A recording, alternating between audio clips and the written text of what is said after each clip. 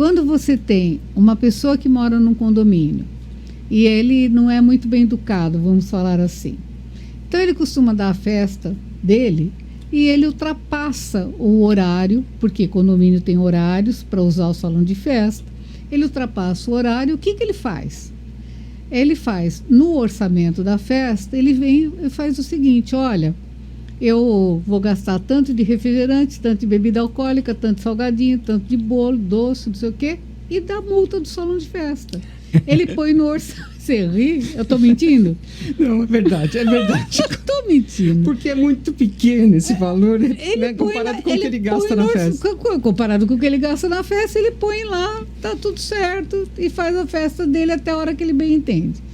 Se tiver a obrigatoriedade dele comparecer numa mediação, e isso se colocando numa convenção ou se estabelecendo numa assembleia, o que vai acontecer? Essa pessoa, ela vai ser obrigada, aí sim, se ela não comparecer, ela tem uma multa 10 vezes maior.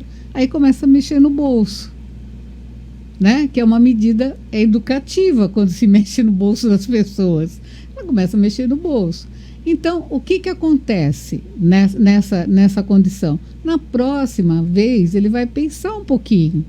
Ele não é obrigado a fazer o acordo, não existe essa obrigatoriedade, mas aí ele é obrigado a comparecer. E aí ele vai ter que perder o tempo dele, ele vai ter que escutar o que é uma mediação, né? Ele vai ter que escutar outra parte, né? E aí ele vai repensar.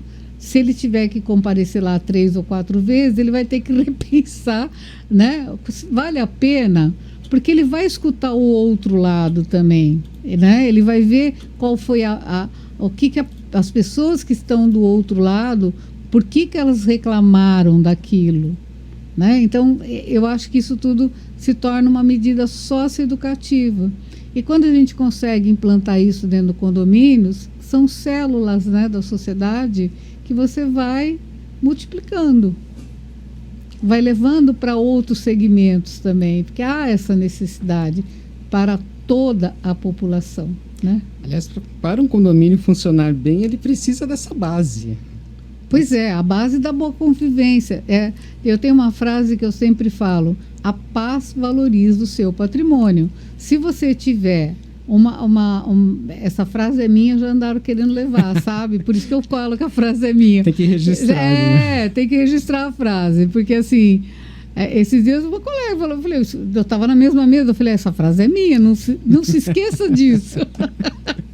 Né? Mas enfim. Como é que é? Repete a frase. A paz valoriza o seu patrimônio. Não, se você for vender Interessante isso. Porque assim, se você for vender um imóvel e disser para o teu comprador, olha, aqui nós vivemos em paz, qual é o valor agregado? Se você for vender, olha, eu estou vendendo porque aqui é uma briga danada, qual é o valor agregado? Nenhum. A pessoa já desiste. Já desiste, né? Então, assim, porque quando eu comecei com essa história de mediação, né? Essa história é ótima, né? Tinha colega que falava assim, sabe, Pretel, você parasse a Madre Teresa de Calcutá, né? Você quer que todo mundo não brigue, todo mundo seja bonzinho. Eu falo, então tá bom, então vamos falar do lado econômico para esse povo que não acredita que a gente possa desenvolver uma paz na sociedade. Eu ainda acredito muito, apesar dessa polarização, apesar dessas brigas, apesar desse momento econômico que nós estamos vivendo, né? Eu tinha uma tia minha que faleceu o ano passado, não em consequência da Covid, ela não viu a Covid, apesar de estar viva, não viu.